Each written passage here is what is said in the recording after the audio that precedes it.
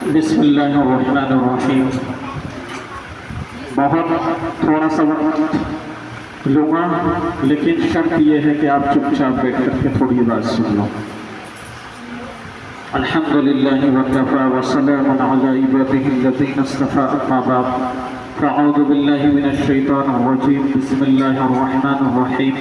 वलक़द यस्सरनल क़ुरआन लिज़्ज़िक्रि फ़हल मिन मुद्दकिर, सदक़ल्लाहुल अज़ीम।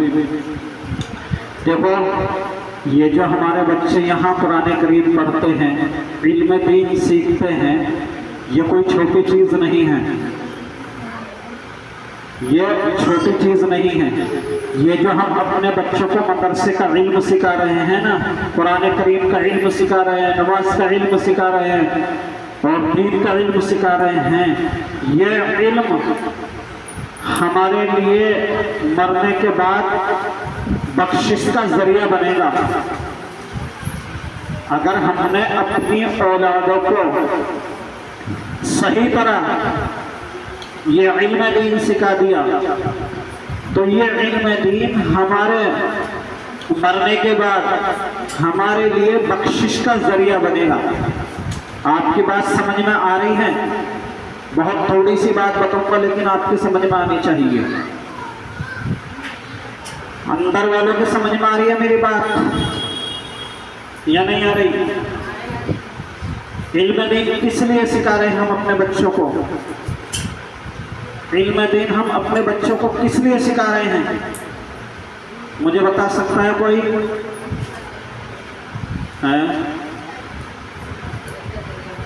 आखिरत का जरिया बने। आखिरत का जरिया बने। और आखिरत का जरिया किसका बनता है?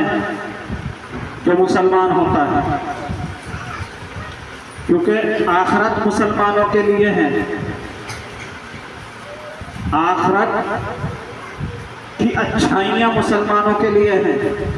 ये हमारी औलाद अल्लाह की तरफ से नेमतें हमारे पास।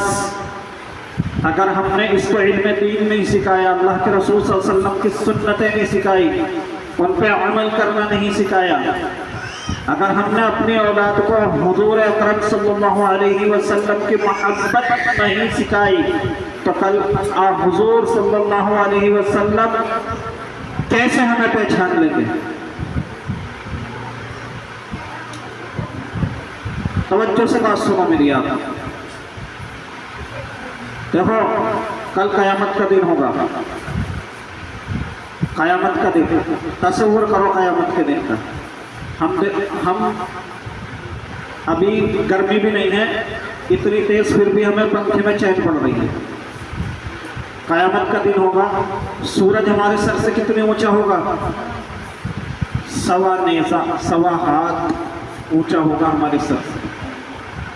अभी हम कुछ बच्चों की ट्रॉफी गलत आ गई, क्यों ना बदलने गए। अब जरासी सी धूप में, अक्टूबर की धूप में हम गए तो हमारी हालत बुरी हो गई। अगर बस चलता तो रास्ते में 2 मरतबा पानी पीते, यहाँ से सूरजकुंड जाने तक। अब ये सोचो कि जब क़यामत के दिन सवा नेज़े पे सूरज होगा, सूरज एक हाथ की, सवा हाथ की बराबर ऊपर होगा सर से, तो उस वक्त हमारी हालत क्या होगी?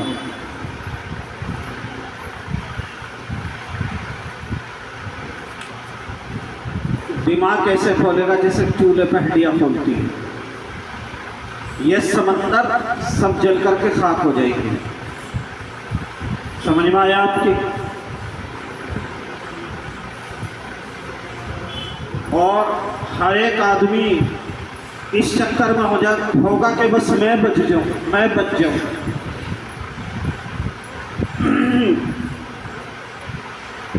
ऐसे दिन में कौन बचेगा? ऐसे दिन में कौन बचेगा? जैसे हुजूर अकरम सल्लल्लाहु अलैहि वसल्लम की, हुजूर अकरम सल्लल्लाहु अलैहि वसल्लम की सिफात मिल जाएगी, वो बच जाएगा। हुजूर सल्लल्लाहु अलैहि वसल्लम की सिफात किसके लिए सिफात करेंगे? हुजूर सल्लल्लाहु अलैहि वसल्लम। जिन्होंने मोहब्बत की होगी कहीं से, सुन्नतों से। सुन्नतों से सुन्नत इंसान की जिंदगी में बहुत बड़ी अहमियत रखती है। देखो, अगर आपने नमाज पढ़ी तो आपका फर्ज तो अदा हो गया, लेकिन सुन्नत के मुताबिक नमाज नहीं अगर आपने पढ़ी तो नमाज कितनी बड़ी इबादत है। हदीस में आता है कि नमाजी डायरेक्ट अल्लाह से बात करता है। समझ में आया? क्या आता है हदीस में कि जब नमाजी नमाज पढ़ता है तो क्या करता है? डायरेक्ट अल्लाह बोले करो। बोलने से शैतान की हिम्मत टूटती है। आप बोल लिया करो, बोलने से सवाब भी मिलता है। हदीस याद करने का सवाब मिल जाएगा आप सबको, और इससे आपके कदमों में पर बिछाएंगे। और ये जितने भी जहरीले जानवर हैं, परिंदे चरिंदे, सब आपके लिए मग़फ़िरत की दुआ करेंगे। इसलिए बुलवाता हूँ आप समय। समझ में आया? तो बोल लिया करो, बोलने से याद हो जाएगा तो अमल में करना भी आसान हो जाएगा। तो नमाजी जब नमाज पढ़ता है तो अल्लाह से क्या करता है? डायरेक्ट बात करता है। लेकिन अगर ये नमाजी सुन्नत के साथ नमाज न पढ़े तो अल्लाह इसे फर्ज छोड़ने का तो गुनाह नहीं देगा, फर्ज तो इसका अदा हो जाएगा, लेकिन ऐसे इबादत अल्लाह के यहाँ काबिल कबूल नहीं है। अल्लाह को पसंद नहीं है ऐसी इबादत जिसके अंदर सुन्नत न हो। समझ में आया? अंदर वालों समझ में आया?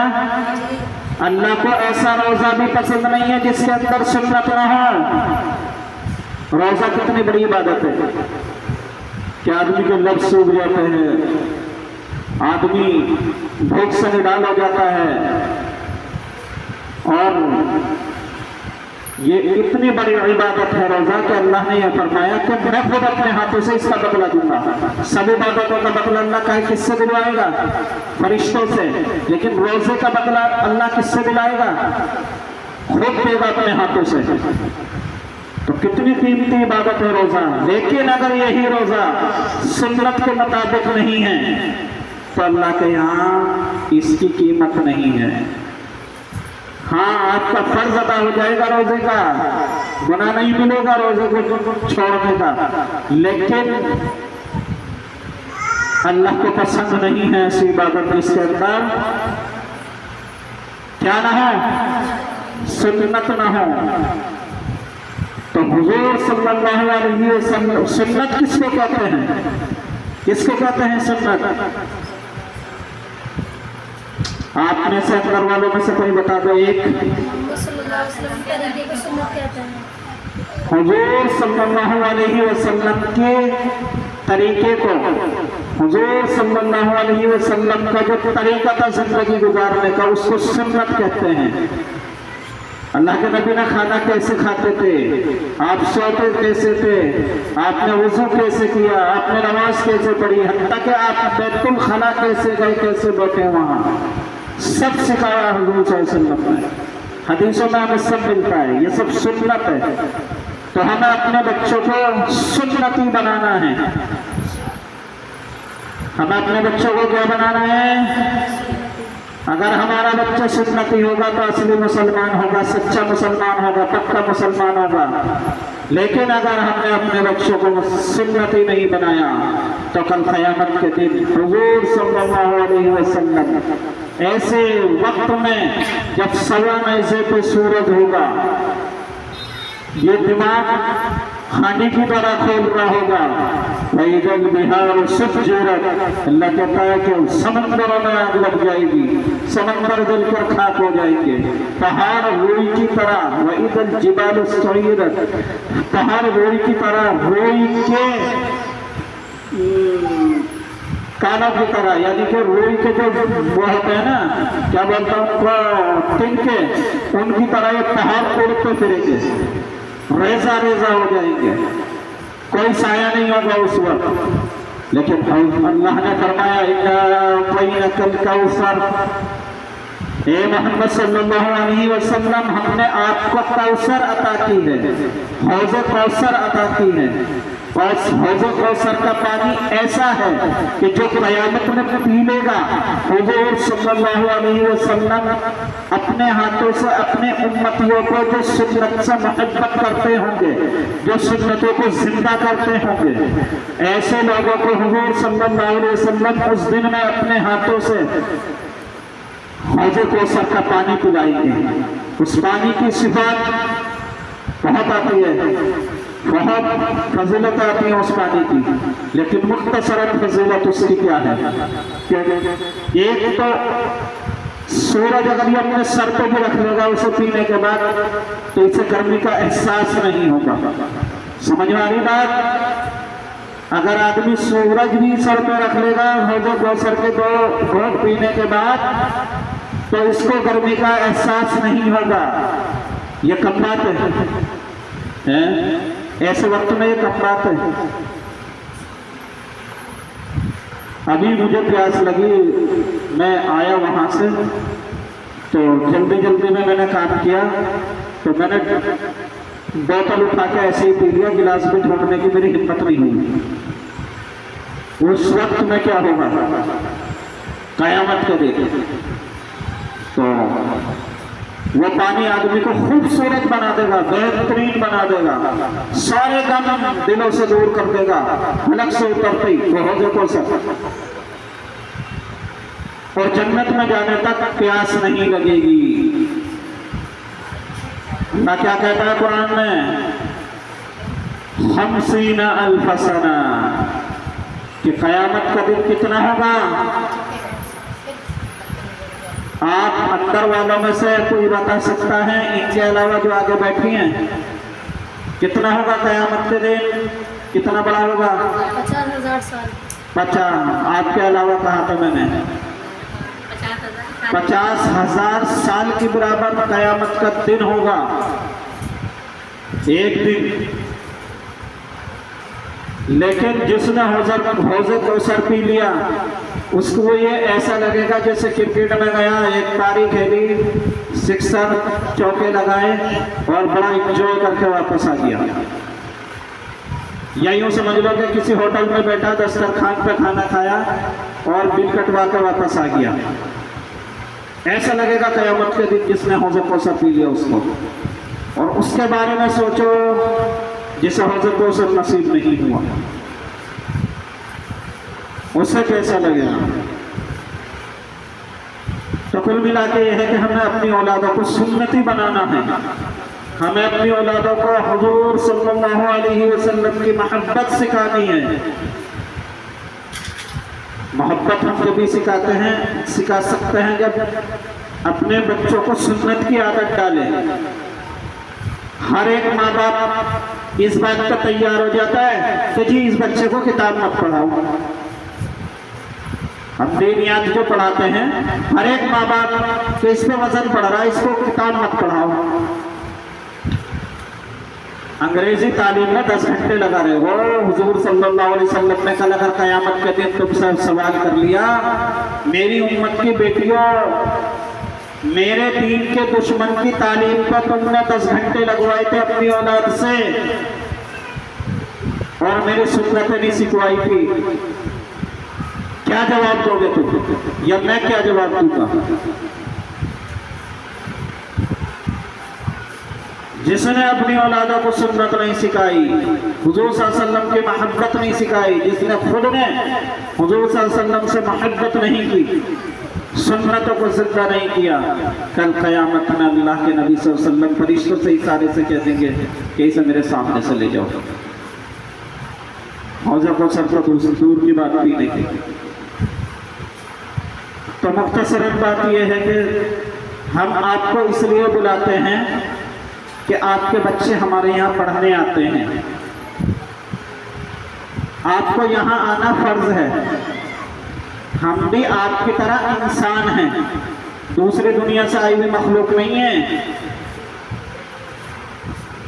हमें भी बहुत सारे काम हैं। सुबह से 1 कप चाय पिए हुए हैं और आपके साथ में बैठे हैं। दो लुकमा मुंह में डालने का भी फुर्सत नहीं मिली। ये आपके बच्चों के लिए मेहनत है। कितना दिल दुखता होगा जो माँ भी कह देती होगी मौलाना मुझे वक्त नहीं है, मैं नहीं आ सकती, मेरा घर का ये काम है, मुझे खाना बनाना है, मुझे ये करना है, मुझे वो करना है। कसम खुदा की बरकत नहीं मिलने के इल्म की। अगर इनका बच्चा आलिम दीन भी बन गया ना तो फायदा नहीं होने का, क्योंकि उस्ताद बुला रहा है, माँ बाप नहीं आ रहे। समझ इससे बाहर है भाई। एक तो हम अपने बच्चों को उस्ताद की अहमियत नहीं सिखाते, हम अपने बच्चों को उस्ताद की अहमियत नहीं सिखाते। बच्चा ऐसे कतराने लगा उस्ताद के काम करने के लिए जैसे मैं ही नौकर हूं, मुझे नौकर समझ रखा। उस्ताद की खिदमत ही नहीं करते आज के बच्चे, क्योंकि कुछ माँ बाप भी ऐसे हो जाते हैं, वो ये सोचते हैं हमारे बच्चे से काम करा रहे हैं। एक बात याद रखना, मेरी बात आपको बुरी लगे अच्छी वो आप जानो, अगर आपके बच्चे ने उस्ताद की खिदमत नहीं की तो यह आपको बुढ़ापे में रोटी भी नहीं देगा।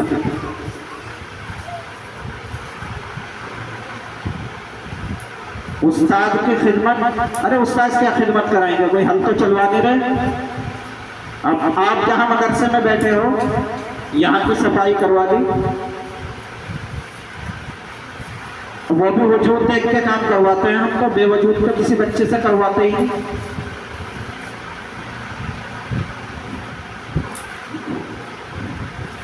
हम तो सबके दर्द के मरीज हैं, जब भी बच्चों से मालिश तक नहीं करवाते सर में। अपने बच्चों को ये जज्बा सिखाओ कि उस्ताद क्या होता है, उस्ताद की अहमियत बताओ और आप भी उस्तादों की अहमियत समझो, क्योंकि उस्ताद को तो ऐसे समझ रखा कुछ लोगों ने जैसे नौकर है। बताओ, हम इनके बच्चों के लिए सुबह से भूखे प्यासे लग रहे हैं और उन्होंने यूं कह दिया कि मैं आज नहीं आ सकती। कल मेरे मरने के बाद ये बच्चा मेरी कब्र पे चला जाएगा, जब इसकी खैर खाई के लिए मैं नहीं जाने का, कभी भी नहीं जाने का। तो इसलिए अपने बच्चों को उस्ताद की अहमियत सिखाओ। उस्ताद की खिदमत से बड़े बड़े रुतबे मिले हैं। कसम खुदा की यहाँ जो मैं बैठा हूँ ये अल्लाह का गवाह है।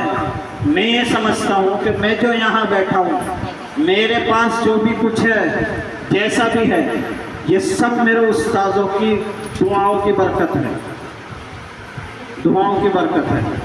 लोग मुझे ताना देते हैं, आलिमाएं मुझे ताना देती हैं कि तो नाबीना है, इसे क्या पता कुरान में क्या लिखा, ये मुताला कैसे करेगा। लेकिन अल्हम्दुलिल्लाह अल्हम्दुलिल्लाह अल्हम्दुलिल्लाह मुझे मुताले की ज़रूरत नहीं पड़ती। कुरान करीम मुझे तर्जुमे से पूरा याद है।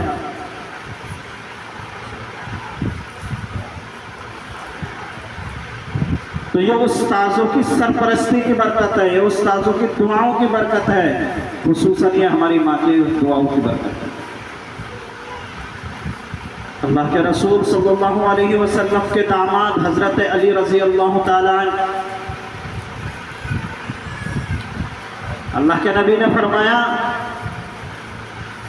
कि मैं इल्म का किला हूँ और हज़रत अली इल्म के बाब हैं। तो हदीस यही है, अगर मैं गलत बयान कर रहा हूँ। बहरहाल अल्लाह के रसूल सल्लल्लाहु अलैहि वसल्लम ने इल्म वाला बताया, किसको?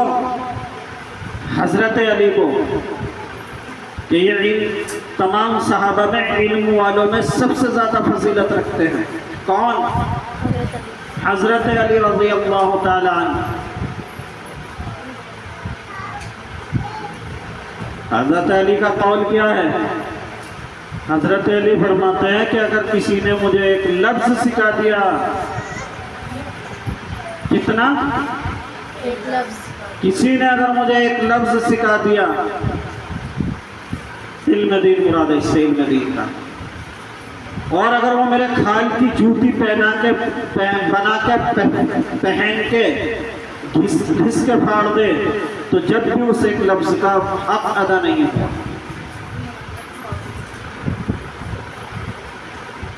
उस्ताद की अहमियत इससे ज्यादा क्या बता सकते हैं आपको। जो बच्चे उस्ताद की अदब नहीं करते, अगर उस्ताद की तरफ से कोई बात ऐसी भी हो जाए कि नागवार गुजरे तो ये समझ करके ये समझाओ अपने बच्चों से कि तुम्हारे बाप से ज़्यादा रुतबा है उस्ताद का। कोई बात नहीं है, गलत हो गया हो जाने दो। पहली बात तो वो गलत नहीं है क्योंकि उस्ताद ने किया, और अगर वाकईतन आपको गलत लग रही है वो बात तो अकेले में आके शेयर करें कि मौलाना ये बात हमें अच्छी नहीं लगी थी या कैसी थी। अब पेपर से एक दिन पहले हमने सफाई कराई यहाँ की, हफ्ते के दिन इतवार में जो आखिरी पेपर था उससे पहले, क्योंकि उलमा इकराम आने वाले थे। 4-5 लोगों का फोन आया मुझसे, हाँ जी आज छुट्टी क्यों कर रखी तुमने। ये उस्ताद से रहता है बात करने का, माँ बापों का, जैसे मुझे खरीद रखा हो। भाई आप जरा गौर करें, हम पूरे महीने मेहनत करते हैं एक पारे वाले के बच्चे के साथ, जब आपके यहाँ से 200 रुपये आते हैं, और हम आपके बच्चे की खैर खाई में कितनी चीज़ें सिखा रहे हैं। कुरान के अलावा उर्दू लिखना सिखा रहे हैं, उर्दू पढ़ना सिखा रहे हैं, और उसके बावजूद नमाज सिखा रहे हैं, कलमे सिखा रहे हैं, वुज़ू सिखा रहे हैं, गुस्ल सिखा रहे हैं, अच्छे बुरे की तमीज़ सिखा रहे हैं। और फिर इस तरह का लहजा अगर हमसे इख्तियार किया जाए तो दिल टूटता है, और जो उस्ताद का दिल तोड़ दे तो उसका बच्चा कैसे कामयाब हो सकता है। तो इसलिए अदब हमारी ज़िंदगी का बहुत बड़ा हिस्सा है, हमें अदब अपनाना चाहिए। अरबी का माकूला है अदब जुन्नतुल लिन्नास, कि अदब जो है इंसान के लिए ऐसा है जैसे जंग के मैदान में बचाव के लिए ढाल। पहले तलवारों की जंग होती थी ना, तलवारों की जंग होती थी पहले, तो तलवारों की जंग में है, तलवारों की जंग में एक ढाल होता था तलवार को रोकने वाला, जो इंसान के बदन पे जाने से तलवार को रोकता था। तो उसी को कहा कि अल अदब जुन्नतुल लिन्नास, के लोगों के लिए अदब ऐसा है कि जैसे मैदाने लड़ाई के मैदान में है, लड़ाई के मैदान में तलवार से बचाव के लिए क्या है, ढाल। हकीम लुकमान सीखते हैं और कहते हैं कि मैंने अदब बेअदबों से सीखा है। अब हकीम लुकमान बहुत बड़े लुकमान हकीम है ना, क्या कहते हैं वो, अगर किसी को मजबूरी ना हो तो वो टेक लगा करके ना बैठे करे ऐसी मजलिसों में। मजबूरी वाले के लिए इजाज़त है, ध्यान लगा करके बात सुने। हकीम लुकमान क्या कहते हैं कि मैंने तमीज़ बदतमीज़ों से सीखी है। तो कितनी अजीब बात है कि बदतमीज़ों से क्या सीखेंगे भाई। तो फरमाया हजरत ने कि जो वो करते हैं वो मैं नहीं करता। समझ में आया कि जो वो करते हैं बदतमीज़ लोग, बेअदब लोग, वो मैं नहीं करता। तो मैंने उनसे अदब सीख लिया, तमीज़ सीख ली। तो बहरहाल आपके बच्चों ने मेहनत की, हमने भी मेहनत की। आपके बच्चों की मेहनत का फल तो अल्हम्दुलिल्लाह हम दे ही देते हैं। हम बच्चों को ट्रॉफी इसलिए देते हैं कि इनका हौसला बढ़े और ये और ज़्यादा मेहनत करें, और जिनके बच्चे यहाँ तक नहीं पहुँचे वो अपने बच्चों को उकसाएं यहाँ तक लाने के लिए कि देखो फला बच्चे ने मेहनत की थी, उसे फला चीज़ मिली है।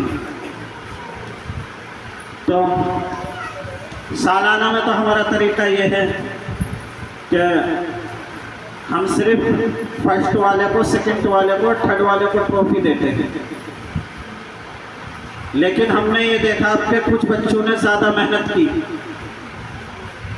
थर्ड से भी ज़्यादा, थर्ड के करीब थे ये बच्चे, इन्होंने ज़्यादा मेहनत की, ज़्यादा नंबर लाए, तो हमने इन्हें चौथे नंबर पर रख के भी इनके लिए कुछ किया है।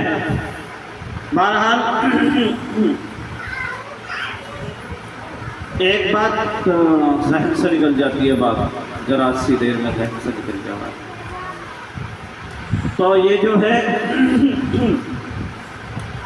हम नंबर एक, हाँ ये बात याद आ गई मेरे कि आप जितने भी बच्चे, जो बच्चे अच्छे नंबर लाए ना, ये उनमें ये भी शामिल हैं कि इनके नमाज के नंबर बहुत कम हैं। आपके बच्चे नमाज की पाबंदी नहीं कर रहे हैं। अब हमने एक कानून बनाया है और कि हम नमाज की डायरी हर बच्चे को, हर बच्ची को देंगे। बच्चा नमाज पढ़ेगा और हमसे साइन कराएगा और हम उसको हर पहली तारीख में नमाज चेक करेंगे। और अगर 4 महीने में पेपर होते हैं तो 1 महीने में उसी हिसाब से हम नंबर देंगे। 5 महीने में पेपर होते हैं तो उसी हिसाब से हम हर महीने में उसको नंबर देंगे। और ये नंबर हम अपने रजिस्टर में भी लिखेंगे और बच्चे की डायरी पे भी लिखेंगे हर महीने। और जब आपके सालाना इम्तिहान होगा, सालाना पेपर होंगे, तो ये सारे 5-4 महीने के जितने भी नंबर हैं सब इकट्ठा करके इनके पेपरों में जोड़े जाएंगे, नंबरों में जोड़े जाएंगे। लड़कियों ने तो किसी हद तक नमाज की पाबंदी भी की है, लेकिन लड़कों ने बिल्कुल भी नमाज की पाबंदी नहीं की है। ये माँ बाप की गलती है, ये माँ बाप की भीड़ है। आप अपने बच्चों को क्यों इल्म दीन सिखा रहे हैं? सोचो, क्यों सिखा रहे हो इल्म दीन आप अपने बच्चों को? किस लिए सिखा रहे हो आप? एक बच्चे ने 4 साल लगाए हमारे मदरसे में और फिर वो नमाजी ना बना तो क्या फ़ायदा इसके 4 साल लगाने का? क्या फ़ायदा इसका इल्म दीन सीखने का? तो आपकी जिम्मेदारी ये बनती है कि आज के बाद बच्चे के नमाज के नंबर कम नहीं होने चाहिए, वरना फिर हम ऐसा भी तरीका इख्तियार कर लेंगे और नंबरों में से भी नंबर घटा देंगे। आप सब अलग अलग अपने बच्चे के नंबर देख करके जाएं, क्या है आपको 1 घंटा लग जाए, और अपने बच्चों को जाकर के ये टाइट करें कि फला चीज़ में तेरे नंबर कम क्यों हैं। समझ आया आपको अंदर वालों को? और दूसरी बात यह है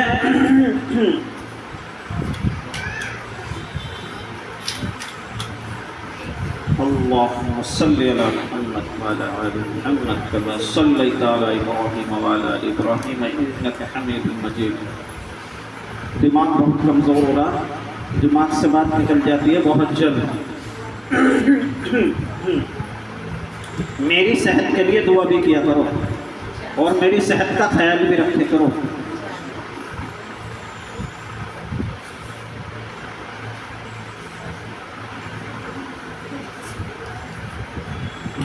ये बात आपको अजीब लगी होगी ना मेरी बात, मेरी सेहत का ख्याल रखे करो। नहीं सही लगी, समझ में आ गई। हम सुबह 5 बजे उठते हैं इस मौसम में, जो अब मौसम चल रहा है। हिफ्ज़ वालों का सबक सुनते हैं, 8 बजे मौलवियत वाली बच्ची आ जाती है, इनसे फारिग होते हैं 11:30 बजे, फिर हिफ्ज़ वालों का पारा सुनते हैं, उनसे फारिग होते हैं 1-1:15 बजे तक, फिर ज़ोहर की नमाज़ पढ़ के बड़ी मुश्किल से इस मौसम में खाना खाते हैं।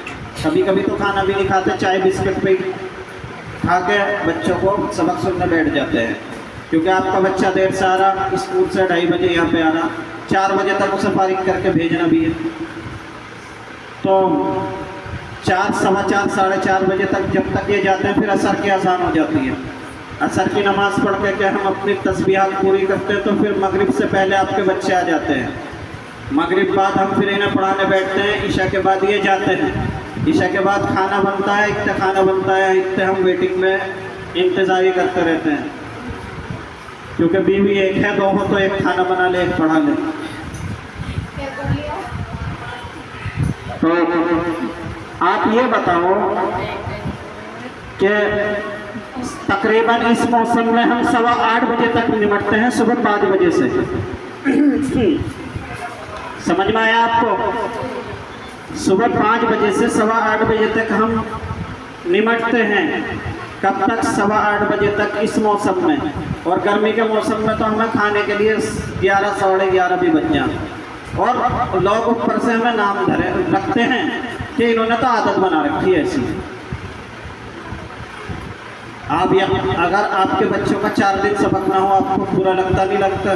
लगेगा नहीं लगेगा? आपके बच्चों के सबक के चक्कर में तो हम खाना नहीं खा पाते सवेरा। तो सेहत इसलिए ख़राब हो रही है कि मेहनत ज़्यादा करते हैं, ग़िज़ाएँ खाने को नहीं मिलती। हमारा मोहल्ला इतना बड़ा है कि मेरी ग़िज़ा का ना तो मेरे मदरसे का तो ख्याल कर लो, अल्लाह आपको जज़ाए खैर देगा। मदरसे में एक लेक्चर की बड़ी ज़रूरत है। मैं आपसे बार बार कह रहा हूँ, देखो पेपर में आए थे सब लोग, जब भी कहा था मैंने, इतने सारे बच्चों के वालिदैन में से एक भी पूछने नहीं आया कि मैं क्या कर सकता हूँ। मदरसे को एक लेक्चर की ज़रूरत है जिसमें 1 लाख रुपए का खर्चा आएगा, क्योंकि हम रिहाइश के कमरे में ही इन बच्चियों को पढ़ा रहे हैं, तो अब हमें दिक्कतें होने लगी ज़्यादा।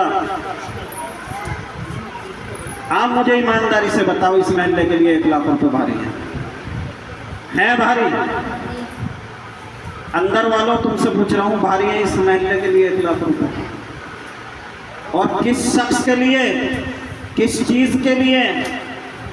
जिस महल्ले में मेरे तकरीबन 40 शागिर्द फारिग होने के बाद मौजूद हैं। 40 शागिर्द मेरे फारिग होने के बाद यहाँ मौजूद हैं। अगर एक शागिर्द 1000 रुपये भी दे तो 40,000 तो ये भी हो जाएंगे। भाई 1000 रुपये भारी किसी को?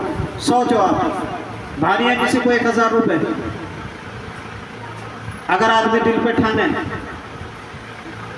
तो मैं आपसे ये दरख्वास्त करता हूँ कि अगर आप नहीं, किसी वजह से आप खुद नहीं कर सकते, तो किसी ऐसे शख्स से कराएं कि जो कर सकता हो, जो कर सकता हो ऐसे शख्स से करा दें। भाई आम में से फ्रेंड तो सभी के होंगे, फ्रेंड लड़की लड़की की फ्रेंड होती है। अगर एक आदमी ये सोच ले मुझे 1000 रुपये देने, 200 फला से लेके 200 फला से लेके 200 फुट डाल के, कितना आसान काम है। और उसे ये बताओ कि क़यामत तक सवाब मिलेगा इसका, क़यामत तक। और मैं मसला फिर वहीं आता है कि घर की मुर्गी काई के बराबर होती है? मुझे शर्म आती है बाहर वालों से ये कहते हुए कि लेक्चर की ज़रूरत है। मेरी हिम्मत नहीं होती किसी से कहते हुए। एक ने तो मुझे यूँ कह दिया, मोहल्ले में इतने मालदार लोग हैं, किसे कहो जा करके घर जो किसी के, मुझे शर्म आती है। आप लोग बात पहुँचा दो सारे में, यहाँ तक भी पहुँचा सकते हो कि मदरसे को लेक्चर की ज़रूरत है। भाई आप जो फीस देते हो उसमें हमारा खर्चा चलता है, इसके अलावा तो हमें कोई आमदनी नहीं है। या रमज़ान में जो हमारे पास आ जाता है वो सब मिला जुला के हम अपना खर्चा पूरा करते हैं, इसके अलावा हमें कोई आमदनी नहीं है। अभी हमने ऊपर 1.5 लाख रुपए लगाए थे 2 साल पहले, जब ये हमारी बच्ची पैदा हुई थी उस वक्त में बनाया था। ये वो कहता है ना कि जोश में शॉट खेला, वो खेल लिया, 1.5 लाख रुपए की रेंडी लगा के लेके ऊपर लगा दी। आप सोचो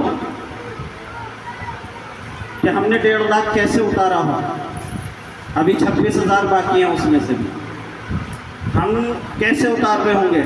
ये बच्ची हमारी 2 साल की हो गई, अभी हमने 1.25 लाख उतारा, कैसे उतारा होगा।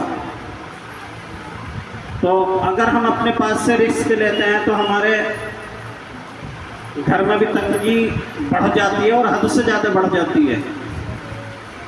अगर हम रिस्क लेते हैं, फिर 1 लाख की रेंटी डालें और फिर उतारें, तो हमारे घर के अंदर इतनी तंगी बढ़ जाती है कि बस आप समझ सकते हो। तो इसलिए मैं आपसे दरख्वास्त करता हूँ क्या आप 1500 रुपये दे दोगे, आपको पता भी नहीं चलेगा, मेरा काम हो जाएगा, अल्लाह का काम हो जाएगा। अल्लाह का काम हो जाएगा और आपको आपके लिए आखिरत का जरिया बन जाएगा, सवाब मिल जाएगा।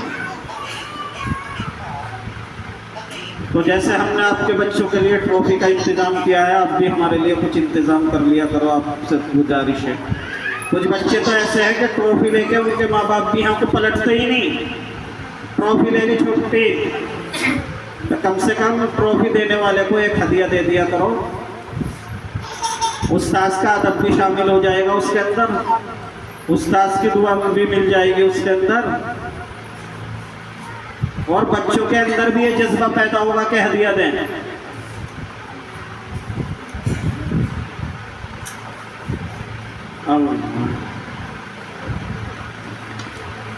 तो बहरहाल जिन बच्चों की फीस नहीं जमा हुई वो फीस जमा कर देना, आज तारीख 10 हो चुकी है। और जिन बच्चों की ये ट्रॉफी है कोई बड़ा मौजूद? हाँ आगे आ जाओ।